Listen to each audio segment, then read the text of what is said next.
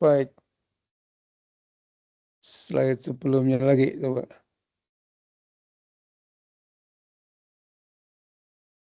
Ya, next. Sebelumnya lagi.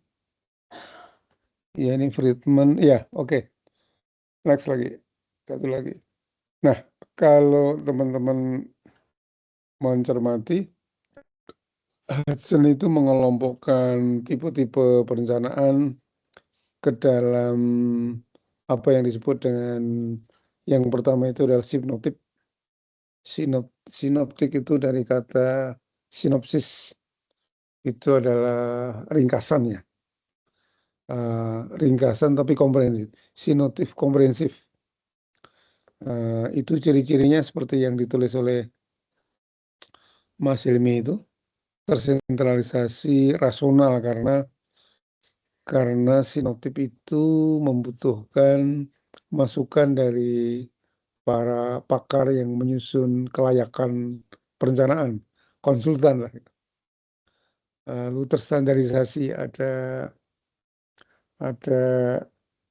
prosedur yang harus dilewati, mulai dari ada TOR gitu, term of reference, kemudian ada tahapan-tahapan untuk menggambarkan tentang kondisi existing, dan sebagainya, birokratis. Jadi betul ini memang eh, tipe perencanaan yang kalau di pemerintahan itu namanya teknokratik ya.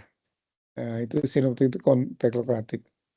Nah, sebenarnya kalau it- itu dikaitkan dengan apa yang dikemukakan oleh John Friedman, itu dekat dengan social reformation gitu. Nah, social reformation yang punya John Friedman itu berbeda dengan social reformation di kita. Kalau kita kan reformasi sosial itu muncul tahun 98 ketika Orde Lama, Orde Baru itu tumbang karena dipandang sebagai terlalu sentralistis, otokratis gitu. Eh, eh, Kemudian muncul demonstrasi untuk menurunkan. Lalu semangat reformasi adalah transparansi, akuntabilitas, dan demokratis. Nah, tetapi dalam konteks social reformation oleh John Brighton itu social reformation itu adalah peran negara yang kuat gitu. Jadi hampir sama dengan sinoptiknya si Hudson gitu. Terus kembali ke satu lagi. Nah, next satu lagi. Nah, itu orientasinya pada ekonomi sama dengan social reformation itu cenderung tidak fleksibel. Jadi kira-kira perencanaan-perencanaan yang seperti ini yang banyak diadopsi oleh eh, pemerintah kita sekarang ini, meskipun ada ruang untuk presentasi yang sangat luas gitu ya. Mulai dari sejak apa yang disebut dengan eh, apa namanya konsultasi publik. Sekarang kan konsultasi publik, tetapi tidak menjamin masukan di konsultasi publik itu diakomodasi dalam pengambilan keputusan gitu. Oke, kemudian yang kedua ini incremental. Ini incremental itu dari kata increment. Itu kepingan-kepingan gitu. Kalau sinoptik itu luas begitu ya, tersentralisasi. Jadi mungkin kalau dulu teman-teman pernah dengar master plan ya, master plan. eh, Rencana induk, nah, itu sinoptik. RPJMD itu sinoptik, RT RW itu sinoptik. Nah, incremental itu mencoba untuk mengakomodasi keunikan lokal gitu, yang tidak tidak bias, tidak digeneralisasi, tapi ada sifat-sifat lokal yang diakomodasi. Terdesentralisasi dijalankan oleh eh, teknisi pragmatis, tetapi masih bagian dari pemulihan sistem gitu. Nah, Next, kemudian punyanya si ke bawah, Pak, ke bawah lagi terus. Nah, yang kedua punya si John Friedman itu policy analysis. Itu eh, maksudnya adalah sebuah perencanaan yang mendasar kode analisis eh, oleh para ahli gitu ya, rasional gitu. Terus kembali ke Hudson, Hudson, Hudson itu yang Hudson, Hudson itu kalau tidak salah next sih. Hudson itu kalau tidak salah transaktif ya. Transaktif itu kebalikan dari one way gitu. Kalau sinoptik itu lebih one way. Ada RPJMD, ada draft tata ruang. Ketika sudah hampir jadi disosialisasikan, diinformasikan. Nah kalau ini enggak, transaktif itu ada dialog gitu antara stakeholder dengan perencana. Jadi ke bawah Pak. Nah di Friedman yang ketiga next satu lagi disebut sebagai social learning. Jadi social learning itu dekat dengan transaktif. Nah di slide yang saya sampaikan kepada teman-teman itu ada teori tangga partisipasi, 8 tangga partisipasi. Itu letaknya di mana social learning itu pada tipe yang dialogis yang memandang stakeholder sebagai partner gitu ya. Terus kembali ke atas lagi.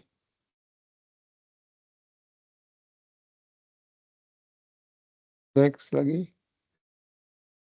Nah, yang keempat itu adalah advokasi. Advokasi itu sebuah perencanaan yang eh, di mana peran sebagai fasilitator yaitu LSM yang biasanya memberikan advokasi kan LSM atas nama masyarakat. Itu dalam situasi konflik misalnya dulu itu ada apa rencana pembangunan pabrik semen di Kendeng misalnya. Nah itu LSM itu mengadvokasi masyarakat bagaimana supaya dia bisa mengaktualisasikan concern mereka, keresahan mereka, supaya punya hak untuk mendapatkan lingkungan yang baik dan sehat gitu. Nah itu berkaitan dengan radikal. Radikal itu eh, menyeluruh, mencoba menyelesaikan masalah secara menyeluruh begitu ya. Itu dengan cara-cara yang biasanya dengan unjuk rasa, demo begitu. Nah, advokasi radikal itu dekat dengan teorinya John Friedman, mobilisasi sosial. Jadi masyarakat dimobilisasi untuk eh, menyampaikan pendapat, untuk menyusun rencana mereka begitu. Jadi eh, sinoptik, inkremental, transaktif, advokasi, dan radikal itu adalah tipe-tipe. Sama dengan social reformation, policy analysis, social learning, dan social mobilization itu tipe perencanaan. Jadi mana yang dipilih itu tergantung pada apa ya, pada ideologi, pada visi kita. Perlukah kita mengikutsertakan masyarakat atau bukankah itu memang kewenangan kita misalnya begitu. Nah, saya kira gitu. Mas Hilmi dan teman-teman. Mohon maaf kalau saya banyak bicara. Oke, matur nuwun Prof. Hadi. Monggo yang kedua siapa Mas Andrian? Kelompoknya Mas Zaki dengan Mas Khairul, Prof. Mas Zaki dan Mas Koyol. Oke, monggo. Baik, Prof, izin share screen.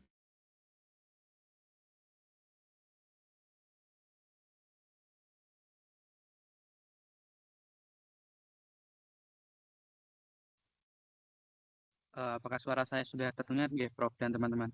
Sudah Mbak. Baik. Bismillahirrahmanirrahim. Assalamualaikum warahmatullahi wabarakatuh. Yang saya Waalaikumsalam. hormati Prof Sudarto selaku pengampu mata kuliah teori-teori perencanaan lingkungan. Di sini saya Muhammad Khairul dan juga Mas Muhammad Zaki Takyudin akan mempresentasikan terkait dengan tugas yang telah kami diskusikan. Bisa di next. Adapun pertanyaan yang kami dapatkan yaitu terkait dengan identifikasi keunggulan dan juga kelemahan tipe-tipe perencanaan versi John Friedman. Bisa di next.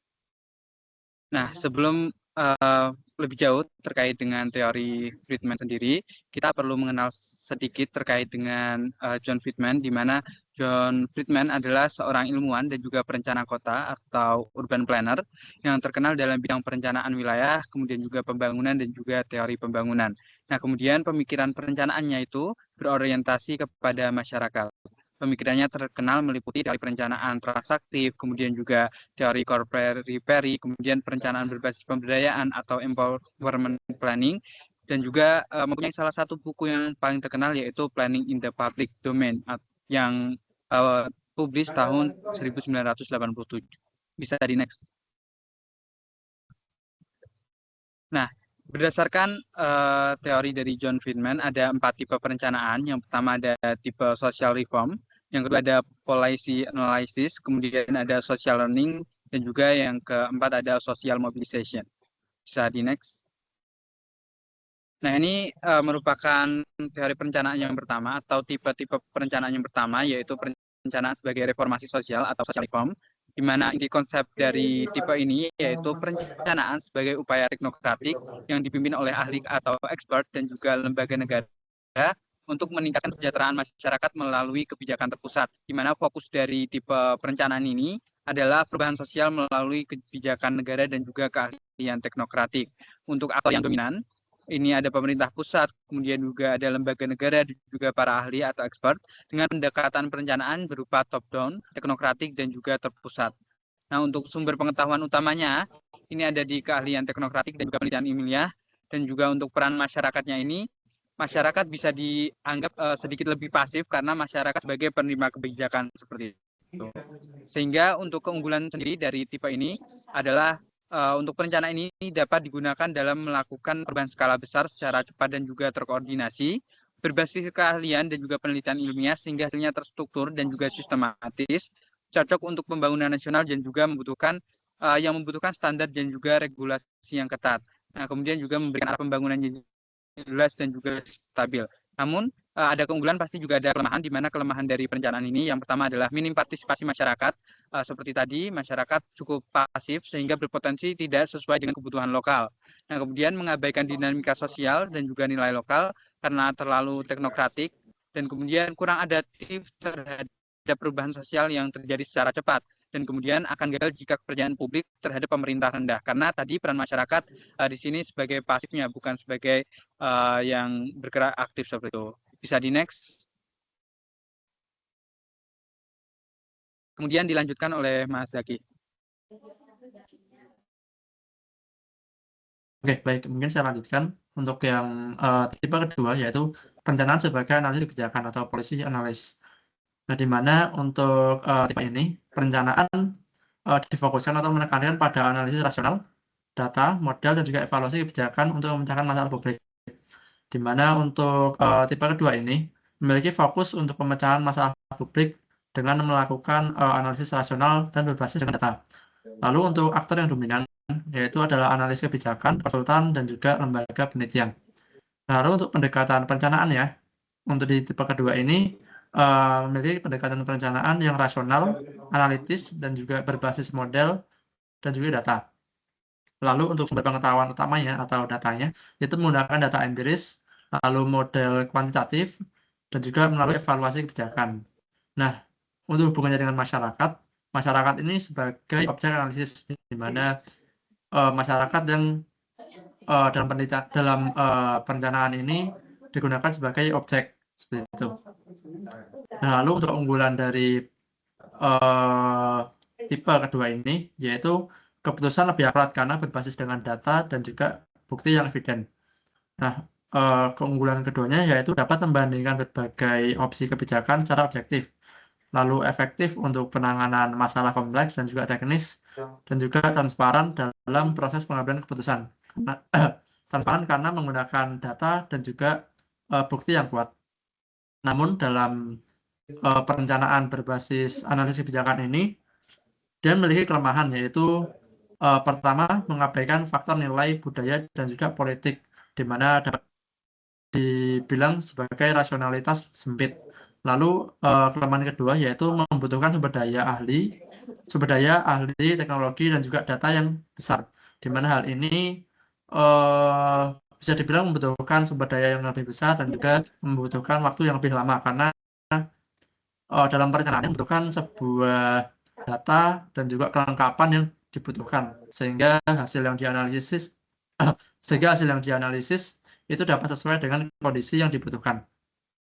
Lalu untuk kelemahan ketiga, di mana tipe perencanaan kedua ini membutuhkan analisis yang berbasis data, di mana jika analisis tidak realistis, maka di mana jika analisis ini tidak berbasis dengan data yang kuat, maka analisis yang dihasilkan ini tidak realistis atau tidak dapat digunakan dengan sesuai kebutuhannya.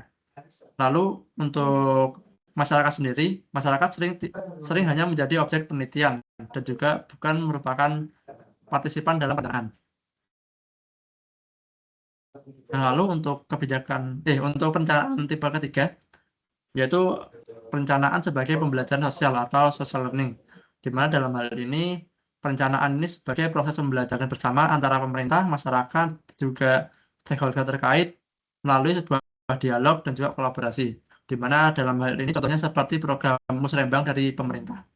Nah, untuk fokusnya sendiri di perencanaan tipe ketiga ini fokusnya yaitu pembelajaran secara bersama untuk menemukan sebuah solusi yang mana dapat dirumuskan secara bersama dari kedua belah pihak atau dari stakeholder yang terkait. Nah, lalu untuk aktornya di sini pemerintah, masyarakat, dan juga stakeholder atau kelompok kepentingan ini harus duduk bersama dan harus diskusi, bisa dibilang harus partisipatif atau kolaboratif secara bersama, sehingga merumuskan sebuah solusi yang bersama dan juga sesuai dengan rumusan bersama. Nah, lalu untuk pendekatan perencanaannya di sini menggunakan partisipatif, dialogis, dan juga iteratif atau berulang. Lalu untuk sumber pengetahuannya di sini dengan pengalaman yang kolektif atau dialog atau juga pengetahuan lokal, di mana di sini sumber pengetahuan ini diperoleh dengan melakukan kerja bersama atau dialog bersama yang mana menghasilkan sebuah rumusan bersama. Lalu untuk hubungan dengan masyarakat, nah masyarakat ini disini sebagai mitra belajar, di mana masyarakat ini tidak seperti kedua pendekatan sebelumnya, di mana masyarakat ini di sini dapat dibilang lebih aktif daripada kedua pendekatan sebelumnya. Untuk dari tipe perencanaan tipe ketiga ini memiliki keunggulan, yaitu pertama sangat partisipatif, yang mana hasil perencanaan ini lebih dapat diterima dan juga relevan. Nah, lalu juga adaptif dan juga responsif terhadap perubahan kebutuhan lokal. Lalu dapat keunggulan berupa dapat mengurangi konflik karena adanya komunikasi antar aktor, dalam hal ini pemerintah, masyarakat, dan juga kelompok kepentingan. Selain itu juga ada keunggulan di mana dapat meningkatkan kapasitas sosial dan juga kesadaran masyarakat, di mana dalam hal ini tidak seperti dua pendekatan sebelumnya. Di sini masyarakat terlibat dan juga masyarakat dapat bisa dibilang dapat care atau dapat terlibat untuk merencanakan sebuah perencanaan yang sesuai dengan kebutuhan yang mereka inginkan, seperti itu. Nah, namun ada pun beberapa kelemahannya, yaitu pertama proses ini membutuhkan waktu yang lama dan juga sumber daya yang lebih besar. Karena dalam perencanaan ini tidak bisa dalam satu waktu perencanaan ini selesai, karena kan di sini menekankan pada sebuah proses pembelajaran di mana antara pemerintah, masyarakat, dan juga kelompok kepentingan ini dapat duduk bersama dan juga berdiskusi, berpartisipatif, dan juga berkolaboratif secara bersama, sehingga secara kebutuhan sumber daya ini membutuhkan waktu dan sumber daya yang lebih besar. Nah, selain itu, ada pun kelemahannya, yaitu rentan terhadap konflik kepentingan antar aktor jika tidak difasilitasi dengan baik. Nah, di sini dapat di sini mungkin beberapa aktor atau beberapa stakeholder yang memiliki kekuasaan yang lebih kuat di sini dapat lebih dominan, yang mana hal ini dapat merusak dari tujuan pembelajaran sosial sendiri. Nah, terutama untuk kelompok-kelompok rentan atau kelompok masyarakat yang rentan, di mana mereka kadang tidak memiliki sebuah power untuk untuk bersama, untuk berkolaborasi seperti itu. Nah, lalu untuk kelemahan ketiga, di sini sulit untuk diterapkan pada situasi yang krisis yang membutuhkan keputusan cepat. Nah, dalam ini seperti kalau misal seperti yang contoh krisis itu seperti saat bencana atau saat perang, di situ kan dibutuhkan sebuah perencanaan yang cepat dan keputusan yang cepat, sehingga dalam hal ini perencanaan ini bukan menjadi tipe perencanaan yang solutif. Nah, lalu untuk kelemahan keempat yaitu ketergantungan pada kualitas fasilitator dan juga dinamika kelompok.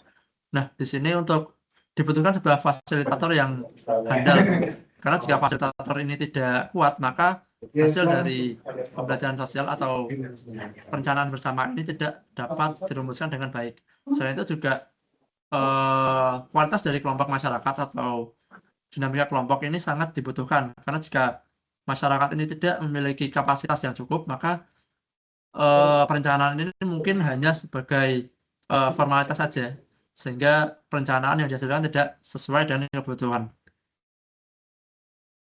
Nah, lalu di sini kita lanjut untuk tipe perencanaan yang keempat, yaitu perencanaan sebagai mobilitas sosial atau social mobilization, di mana inti dari perencanaan ini yaitu perencanaan dipengaruhi oleh gerakan masyarakat akar rumput atau grassroots, yang mana berupaya untuk memperjuangkan hak dan juga mengubah struktur sosial, terutama untuk kelompok yang rentan atau yang terpinggirkan.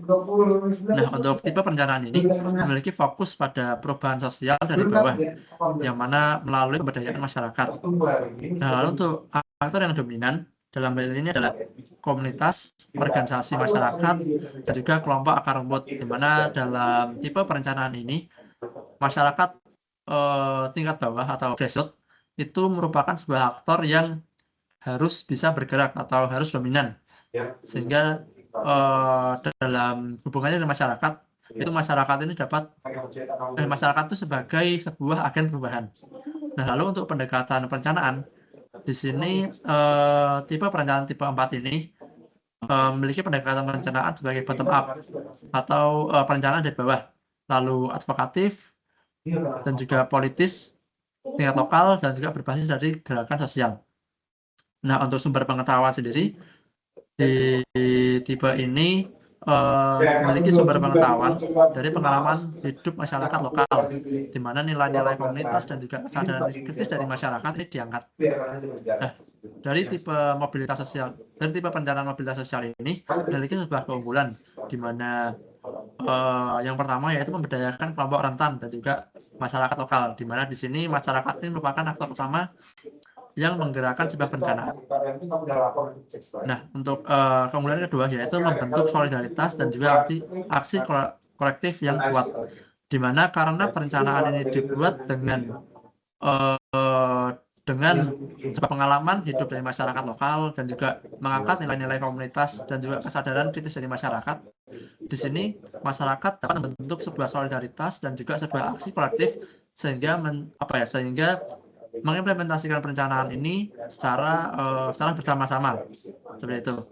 Nah, lalu keunggulan ketiga yaitu mendorong sebuah perubahan struktural yang lebih adil, di mana seperti yang sudah saya jelaskan sebelumnya, karena mengangkat sebuah nilai-nilai lokal dan juga pengalaman dari masyarakat itu sendiri, sebuah perencanaan atau implementasi dari sebuah perencanaan ini dapat dimanfaatkan secara lebih adil karena sesuai dengan perencanaan yang diangkat oleh masyarakat itu sendiri. Selain itu juga responsif terhadap kebutuhan dari komunitas karena hal ini sudah disusun dari perencanaan dari bawah. Nah, namun memiliki sebuah kelemahan tidak seperti 3 pendekatan sebelumnya, di mana di tipe keempat ini memiliki kelemahan berupa pertama, berpotensi berbenturan dengan kepentingan penguasa atau politik elit, di mana karena sebuah perencanaan ini datang dari bawah atau dari grassroots, nah kadang tidak sesuai dengan perencanaan yang dibuat oleh pemerintah yang lebih tinggi. Dalam hal ini dapat secara bisa dibilang dapat berbenturan. Nah, lalu untuk kelemahan keduanya, sumber daya yang lebih terbatas karena ini perencanaan dari bawah, maka sumber daya ini sangat dipengaruhi oleh sumber daya dari masyarakat atau dari tingkat bawah itu sendiri. Tidak seperti 3 pendekatan sebelumnya yang mana ada peran pemerintah atau ada peran sebuah lembaga yang memfasilitasi. Nah, sedangkan untuk di perencanaan tipe keempat ini, yaitu mobilisasi sosial ini, sumber dari perencanaan, sumber dana atau sumber daya untuk perencanaan itu sendiri datang dari tingkat bawah atau dari masyarakat, sehingga bisa dibilang dananya, tenaganya, ataupun kapasitas organisasinya itu lebih terbatas. Nah, lalu untuk hasil yang didapatkan ini tidak berkelanjutan tanpa dukungan sebuah instansi, di mana jika sebuah perencanaan datang dari bawah, namun bisa dibilang perencanaan ini muluk-muluk dan tidak sesuai dengan sumber daya lokal, mungkin perencanaan ini hanya sebuah rencana. Karena mungkin untuk perencanaan yang muluk-muluk itu kan dia membutuhkan sumber daya yang lebih besar, sehingga dalam implementasinya dibutuhkan sebuah sumber daya atau sumber dana yang lebih besar. Nah, namun jika perencanaan yang bergerak dari bawah ini, dari akar rumput ini tidak sesuai dengan tidak sesuai dengan kepentingan penguasa atau dalam hal ini politik elit, mungkin sebuah perencanaan ini tidak difasilitasi oleh instansi terkait, yang mana perencanaan ini hanya sebuah perencanaan, namun untuk implementasinya ini sulit. Nah, untuk kelemahan keempat yaitu sulit diterapkan pada skala besar karena basisnya ini di komunitas, sehingga untuk perencanaan ini hanya dapat dilaksanakan untuk kelompok-kelompok tertentu, mungkin dari kelompok masyarakat yang berpartisipasi, namun tidak bisa diimplementasikan di tingkat yang lebih besar atau lebih luas seperti itu. Nah, selain itu juga ada kelemahan, yaitu sangat bergantung pada pengetahuan masyarakat lokal, di mana di sini perencanaan yang baik itu perencanaan yang sesuai dengan kebutuhan lokal, namun juga sesuai dengan adanya pengetahuan atau ilmu pengetahuan. Nah, sedangkan untuk perencanaan sebagai mobilitas sosial ini, karena kan perencanaan ini kan datang dari grassroots. Nah, terkadang perencanaan ini hanya hanya diketahui atau dibimbing atau bahasanya perencanaan yang disusun dengan pengetahuan lokal, namun kurang dapat berkembang ke tingkat lanjutnya. Yang mana di sini sangat bergantung pada masyarakat lokal. Jika masyarakat lokal itu kurang memiliki pengetahuan yang baik, maka perencanaan yang disusun ini tidak begitu baik. Namun jika masyarakat memiliki pengetahuan lokal yang baik dan juga pengetahuan atas teknologi atau pengetahuan atas perkembangan pengetahuan yang lebih lanjut, maka perencanaan dapat dibuat dengan lebih baik seperti itu. Nah, mungkin dilanjut Mas Khairul. Baik, berdasarkan penjelasan yang telah disampaikan tadi, dapat ditarik kesimpulan bahwa yang pertama, tipe-tipe perencanaan menurut John Friedman menunjukkan bahwa proses perencanaan tidak hanya bersifat teknis, tetapi juga meliputi banyak aspek seperti dimensi sosial,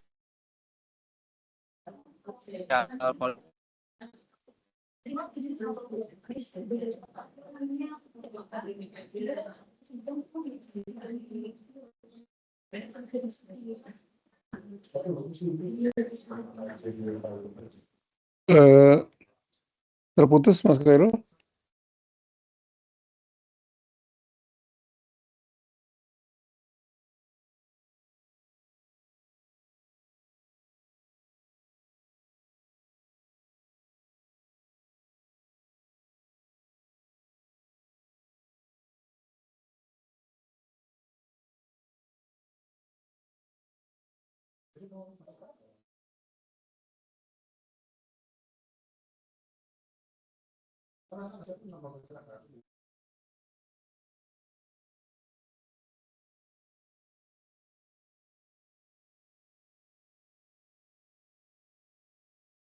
Oh, mungkin untuk Mas Khairul terhadap ada gangguan, mungkin saya lanjutkan saja.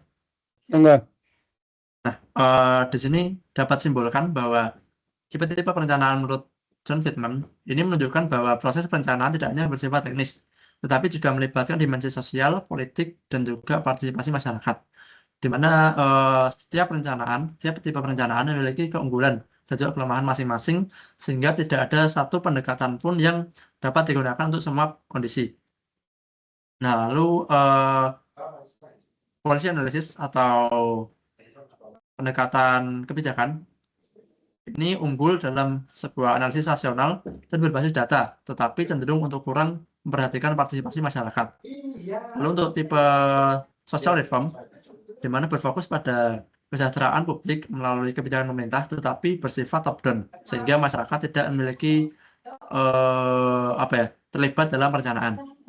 Nah, lalu untuk tipe ketiga social learning, di mana hal ini menekankan sebuah proses pembelajaran dan interaksi antar perencana dan masyarakat, tapi membutuhkan waktu dan juga proses yang panjang. Nah, lalu untuk tipe perencanaan social mobilization, ini mampu mendorong sebuah pemberdayaan masyarakat, tapi terkadang menghadapi sebuah keterbatasan dalam implementasi kebijakan formalnya. Nah, untuk praktik perencanaan lingkungan memerlukan sebuah kombinasi dari beberapa pendekatan perencanaan agar setiap kebijakan ini sesuai atau lebih efektif, partisipatif, dan juga berkelanjutan. Nah, mungkin sekian dan terima kasih untuk paparan dari kami. Saya kembalikan kepada Prof. Darto.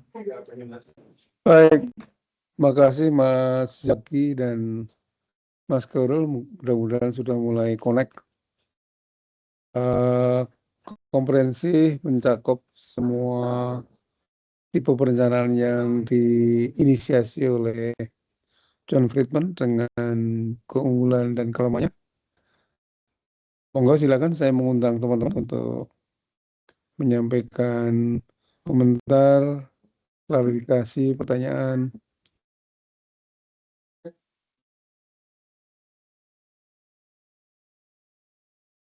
Baik, saya izin bertanya, Prof, Mbak kepada Sylvie, Mas ya, Jaki dan sebenarnya terima kasih atas paparan yang udah dipaparkan oleh Mas Jaki dan Mas Soirul.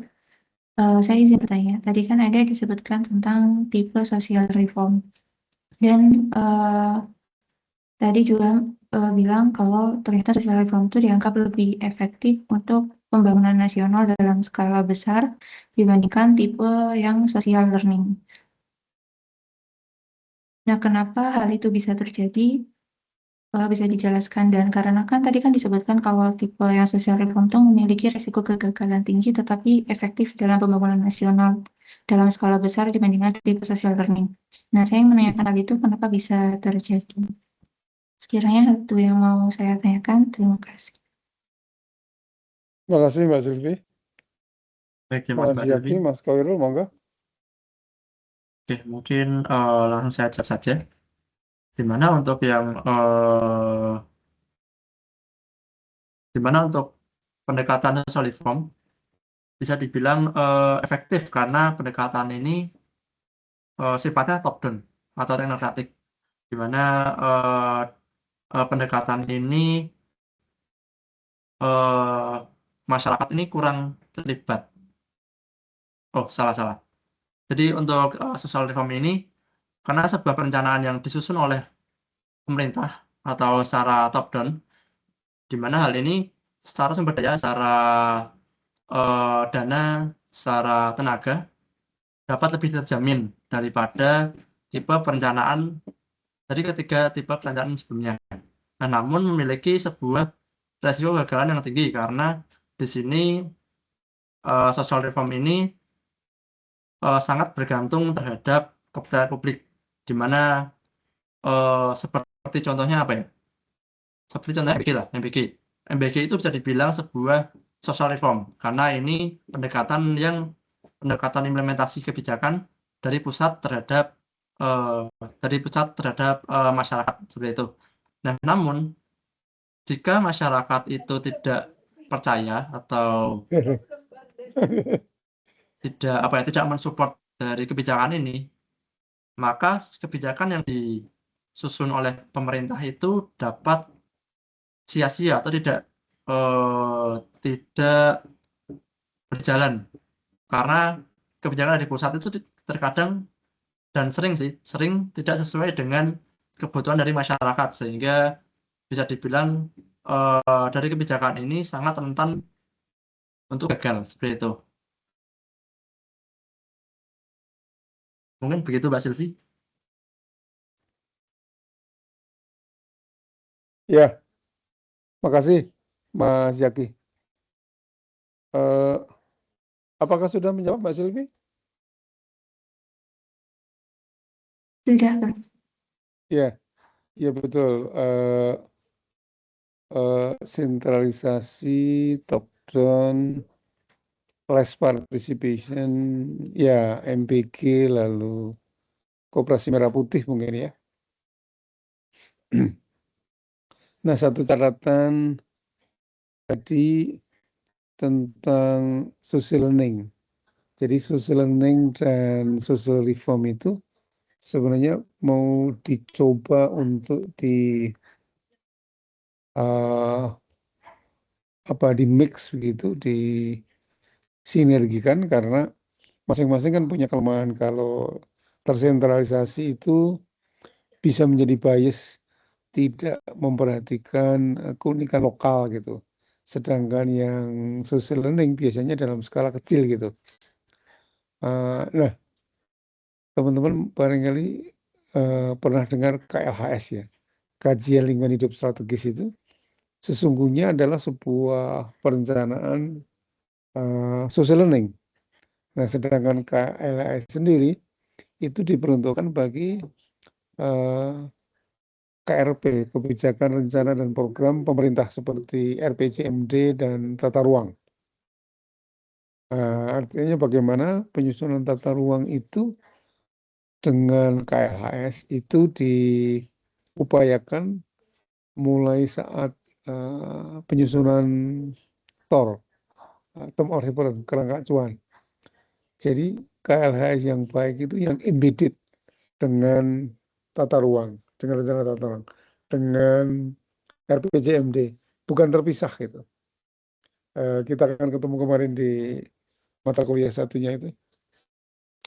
Kalau terpisah kan ini ada RPJMD, ini ada rencana tata ruang, kemudian ada KLHS gitu. Sehingga tidak ada jaminan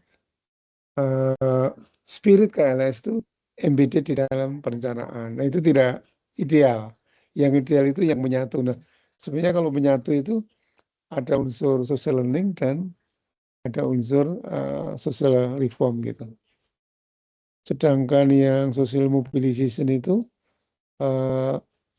pada umumnya merupakan sebuah perencanaan yang diinisiasi oleh warga lokal. Jadi seperti misalnya di Kendeng Utara itu ada JMPPK, Jaringan Masyarakat Pegunungan Kendeng Utara, yang menjadikan Kendeng Utara itu mulai dari Gerobokan, Pati, Rembang itu sebagai satu kesatuan dikonservasi begitu. Lalu dengan mobilisasi sosial. Jadi kadang-kadang mereka menyampaikan aspirasinya melalui event-event budaya, kadang-kadang demo juga. Memang betul yang membuat keputusan kan pemerintah gitu. Jadi mereka merencanakan, mengusulkan begitu, Tapi pemerintah mungkin punya keputusan lain, punya rencana lain gitu. Itu pernek-pernek dari sebuah perencanaan di negara kita. Baik, kita lanjut untuk kelompok terakhir, Mas Andrian sama Mbak Selvi ya. Silakan.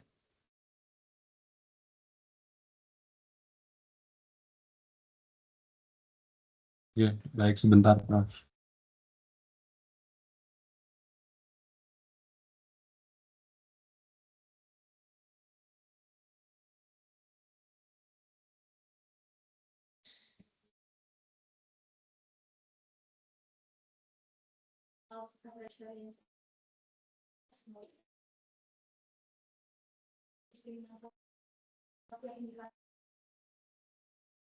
Pada konsep di kemudian diberikan konsep yang lain.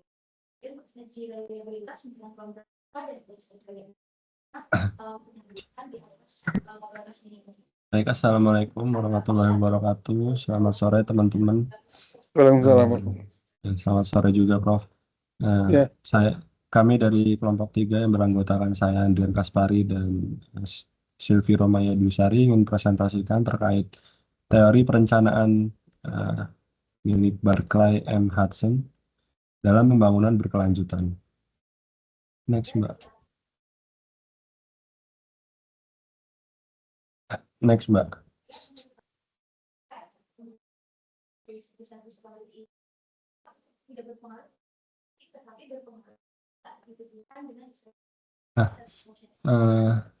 Barclay M. Hudson ini memiliki pandangan bahwa perencanaan selalu dipengaruhi oleh beberapa perspektif, nilai, serta kondisi sosial dan politik yang melatar belakangi. Melalui gagasan yang dikenal sebagai Five Traditions of Planning Thought, Hudson mengungkapkan bahwa tidak ada satupun model perencanaan yang sepenuhnya mampu menjawab seluruh persoalan pembangunan. Next, Mbak.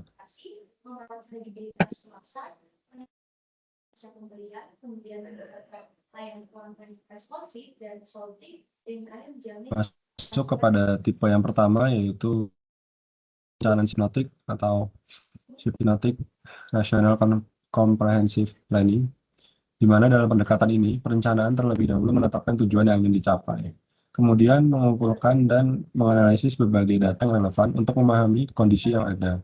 Selanjutnya, berbagai alternatif kebijakan disusun dan dibandingkan secara rasional untuk memilih solusi yang paling efektif. Nah, dalam pendekatan hipnotik ini, melalui pendekatan rasional dan komprehensif dalam proses pengambilan keputusan, juga dengan menggunakan analisis data, proyeksi jangka panjang, serta evaluasi berbagai alternatif kebijakan. Dalam pendekatan ini memungkinkan perencana memahami secara menyeluruh dampak pembangunan terhadap lingkungan, ekonomi, dan masyarakat, sehingga dapat menghasilkan kebijakan yang lebih mempertimbangkan keberlanjutan.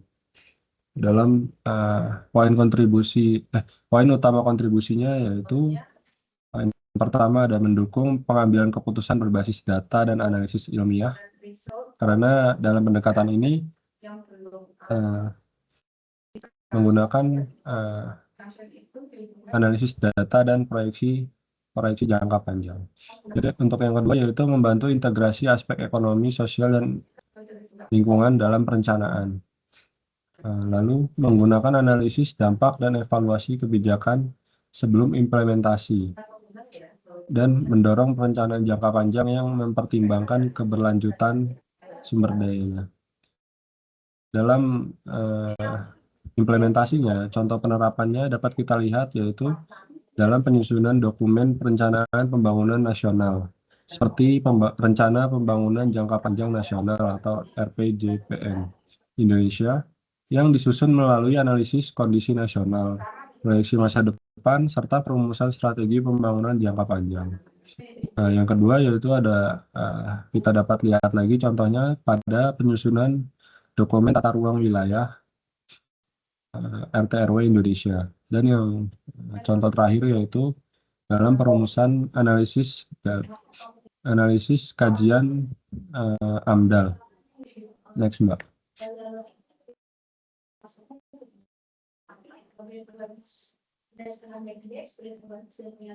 Nah, pada tipe yang kedua yaitu ada perencanaan inkremental atau incremental planning.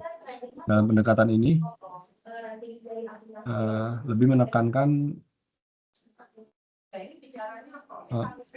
untuk melanjutkan daripada kebijakan yang sebelumnya, di mana proses perencanaan tidak dilakukan melalui perubahan besar yang menyeluruh, melainkan melalui langkah-langkah kecil yang bertahap. Kebijakan baru pada pendekatan ini memiliki pandangan bahwa kebijakan baru biasanya merupakan penyesuaian atau perbaikan dari kebijakan yang sudah ada sebelumnya. Nah, pendekatan inkremental ini memungkinkan pemerintah atau perencana melakukan penyesuaian kebijakan secara berkelanjutan berdasarkan hasil evaluasi terhadap program yang telah berjalan. Kontribusi pada pembangunan berkelanjutan dalam pendekatan ini yaitu yang pertama mendorong penyesuaian kebijakan secara bertahap berdasarkan evaluasi dampak pembangunan dari dokumen-dokumen sebelumnya. Yang kedua yaitu memungkinkan adaptasi terhadap perubahan kondisi lingkungan, sosial, dan ekonomi. Selanjutnya yaitu mengurangi risiko kebijakan yang gagal karena perubahan dilakukan secara bertahap dan terkontrol. Lalu ada mendukung perbaikan kebijakan secara berkelanjutan dalam pengelolaan pembangunan.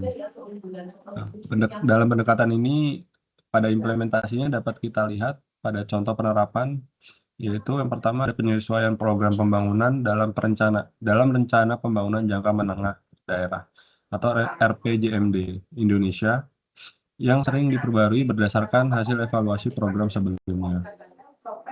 Yang kedua yaitu ada contoh implementasi lagi yaitu perubahan bertahap kebijakan pengelolaan lingkungan atau pembangunan daerah yang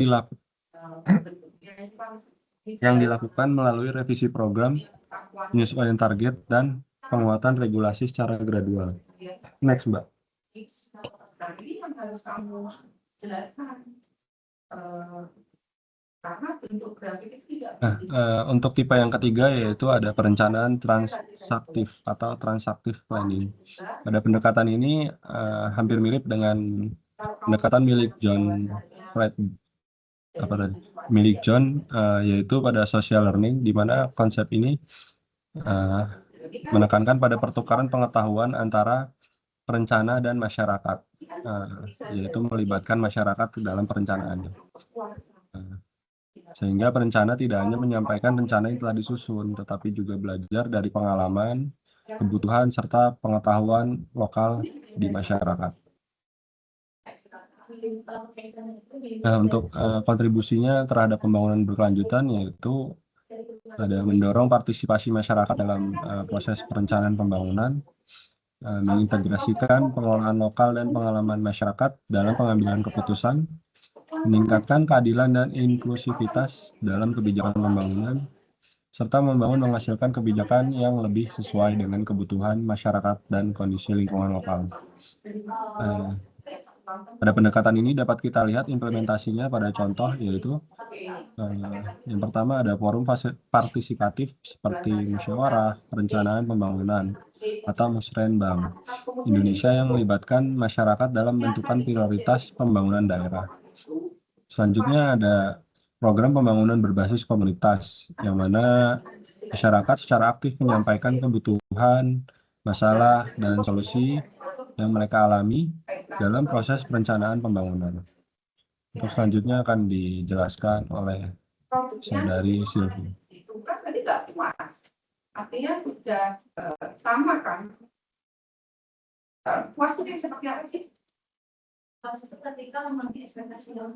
Baik, akan saya lanjutkan. Yang tipe selanjutnya kita ada perencanaan advokasi atau advokasi planning, yang dimana dalam pendekatan ini itu perencanaan itu tidak hanya berperan sebagai analisis teknis, tetapi juga sebagai advokat atau pembela kepentingan kelompok tertentu, terutama kelompok masyarakat yang kurang memiliki akses terhadap proses pengambilan keputusan. Untuk kontribusi terhadap pembangunan berkelanjutan dari perencanaan advokasi ini, yang pertama itu mendorong keadilan sosial dalam proses pembangunan, karena pendekatan tipe advokasi ini tuh berusaha memastikan bahwa proses pembangunan itu tidak hanya menguntungkan kelompok yang memiliki kekuasaan atau modal yang kuat, tetapi membantu memperjuangkan kepentingan masyarakat yang terdampak agar pembangunan dapat memberikan manfaat yang lebih adil bagi semua pihak.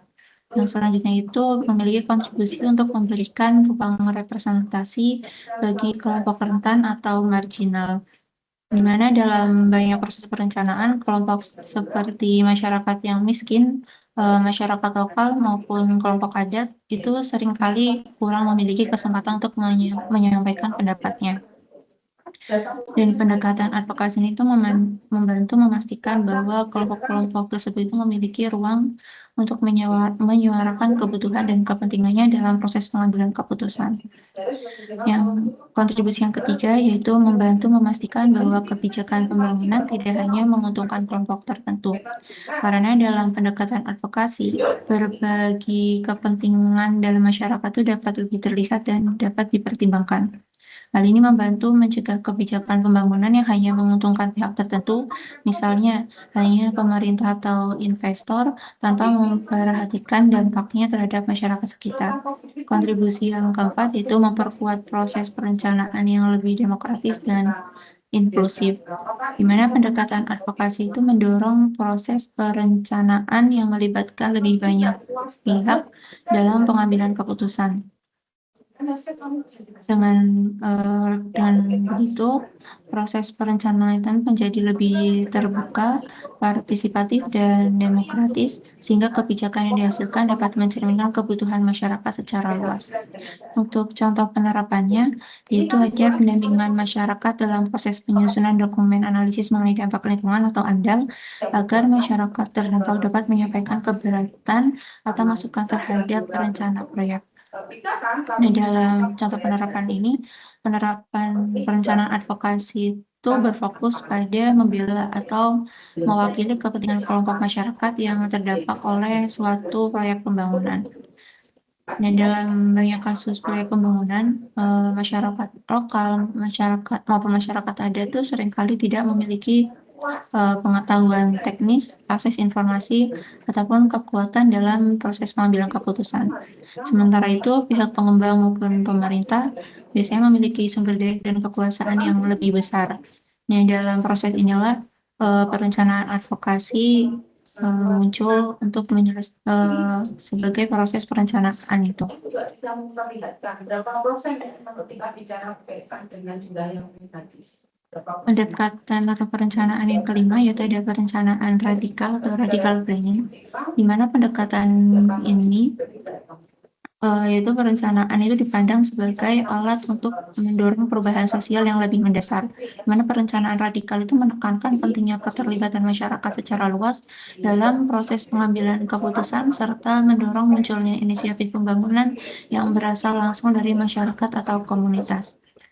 Kontribusi terhadap pembangunan berkelanjutan dari perencanaan radikal yang pertama yaitu dapat mendorong perubahan struktural untuk mengatasi ketimpangan sosial dan lingkungan, di mana pendekatan radikal itu ternyata melihat bahwa banyak masalah pembangunan itu berasal dari struktur sistem yang tidak adil, misalnya ada ketimpangan dalam penguasaan lahan atau sumber daya alam.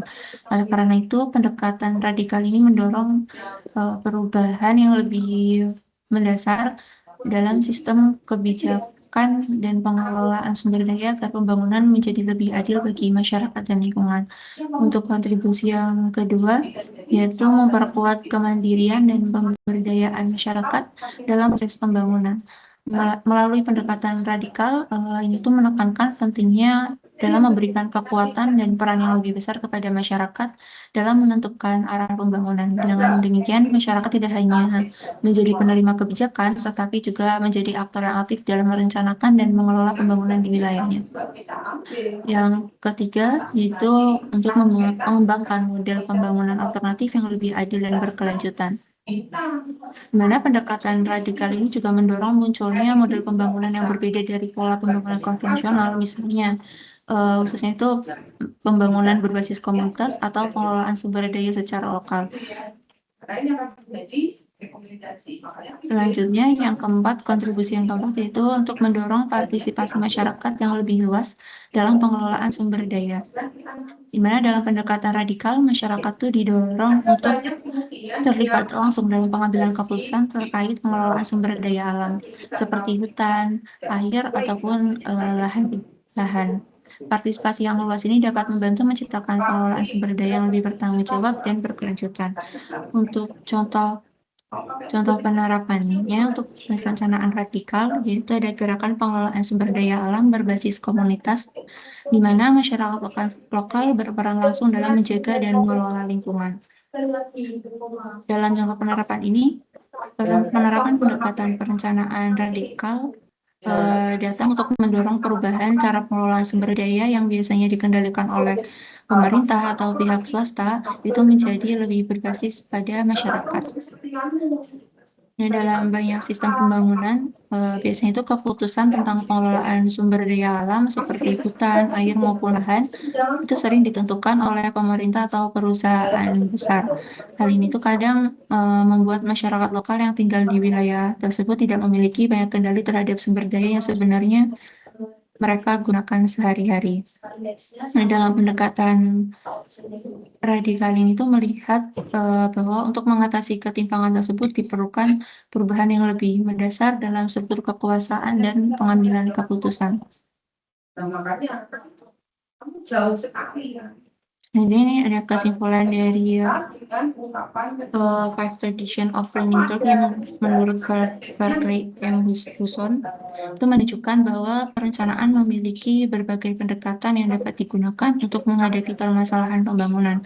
5 tipe tersebut yaitu ada sinoptik, inkremental, transaktif, advokasi, dan radikal, yang masing-masing memiliki fokus berbeda dalam proses perencanaan. Secara keseluruhan, kelima pendekatan ini saling melengkapi dalam mendukung pembangunan berkelanjutan karena menggabungkan analisis rasional, kemampuan adaptasi kebijakan, partisipasi masyarakat, keadilan sosial, serta perubahan sistem pembangunan agar lebih adil dan berkelanjutan. Sekian presentasi dari kami. Kami kembalikan ke Prof. Sudarto. Baik, makasih Mbak Silvi, Mas Adrian. Ada komentar dari teman-teman? Ya, Mas saya Koirul, izin masuk, silakan. Prof. Baik, Prof. Terima kasih atas kesempatannya. Sebelumnya saya ingin mengucapkan juga terima kasih kepada kelompok 3 atas penjelasannya yang sangat bagus sekali. Di sini saya izin tadi ya bahwasanya di perencanaan menurut Hudson itu ada 5 pendekatan seperti itu. Nah, kemudian bagaimana kelima pendekatan dari perencanaan menurut Hudson ini dapat saling melengkapi dalam mendukung pembangunan berkelanjutan seperti itu. Apakah sudah jelas pertanyaannya? Ya. Ya, saya kira pertanyaannya sudah jelas. Monggo, silakan, Mbak Silvi. Mas Andrian. Mas Andri.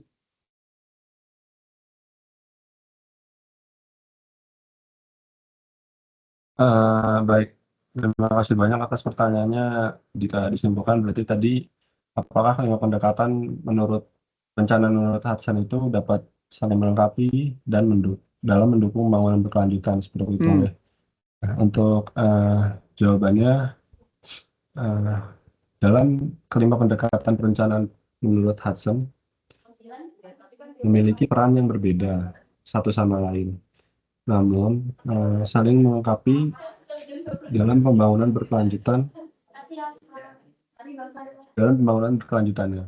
Nah, dalam pendekatan sinoptik memberikan dasar analisis rasional dan berbasis data dalam perumusan kebijakan. Sedangkan dalam pendekatan inkremental memungkinkan kebijakan tersebut untuk disesuaikan secara bertahap melalui proses evaluasi yang berkelanjutan berdasarkan dokumen-dokumen atau rancangan sebelumnya. Lalu dalam pendekatan transaktif memastikan bahwa masyarakat dapat terlibat dalam proses perencanaan sehingga kebijakan lebih sesuai dengan kebutuhan lokal dan masyarakat dapat merasa diikutsertakan dalam perumusan kebijakan tersebut atau perumusan kebijakan pembangunan. Sementara itu dalam pendekatan advokasi, pendekatan ini berperan dalam perjuangan kepentingan kelompok yang kurang terwakili agar pembangunan lebih terlihat adil dan merata di mata masyarakat. Dan untuk pendekatan yang terakhir yaitu pendekatan radikal. Pendekatan ini mendorong perubahan struktural yang lebih mendasar untuk mengatasi ketimpangan sosial dan lingkungan. Sehingga dengan menggabungkan semua aspek atau kelima pendekatan tersebut, proses perencanaan nantinya dapat menghasilkan pembangunan yang lebih inklusif, adaptif, dan berkelanjutan seperti itu. Baik, Mas Koirul, sudah cukup? Cukup, Prof. Dari saya. Ya, makasih.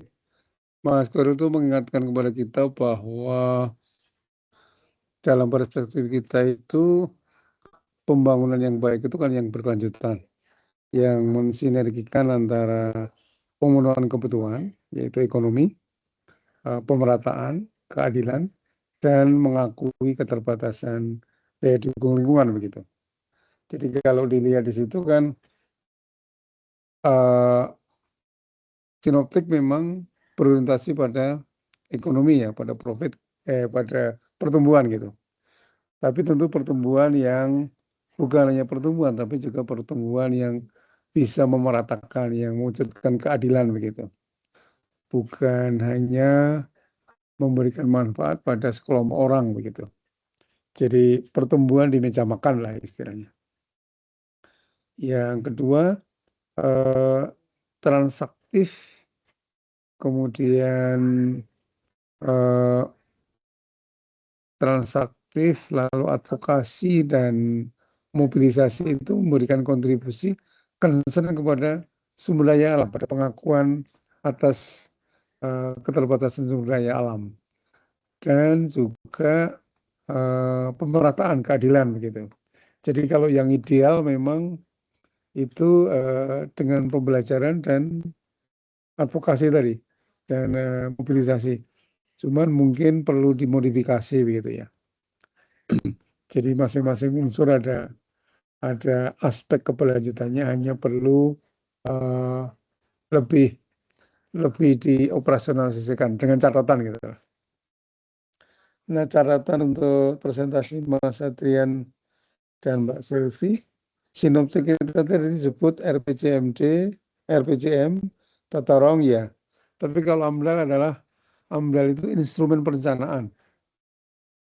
Definisi dampak dari satu kegiatan terhadap lingkungan yang dilaksanakan pada tahap perencanaan.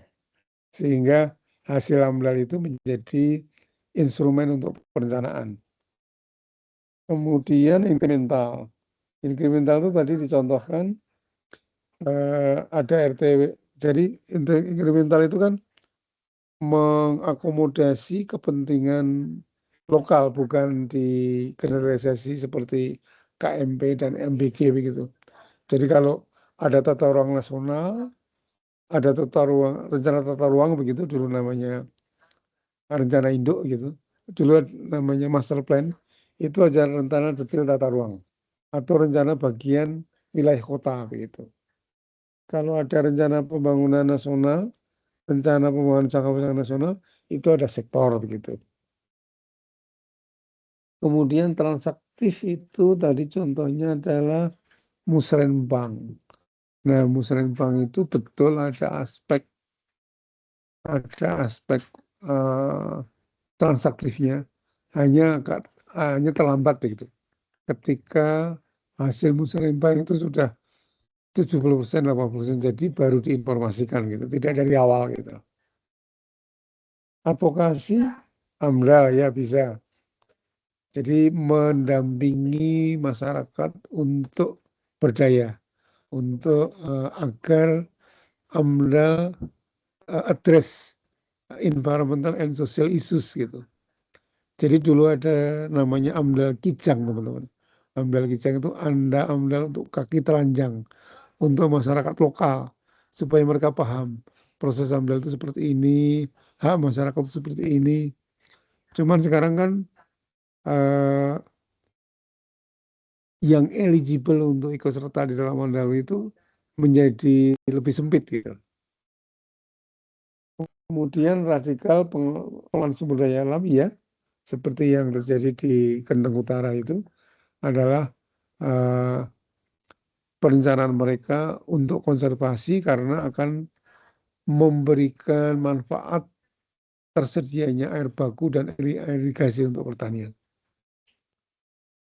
Baik teman-teman, saya kira semuanya sudah presentasi. Terima kasih. Untuk selanjutnya mohon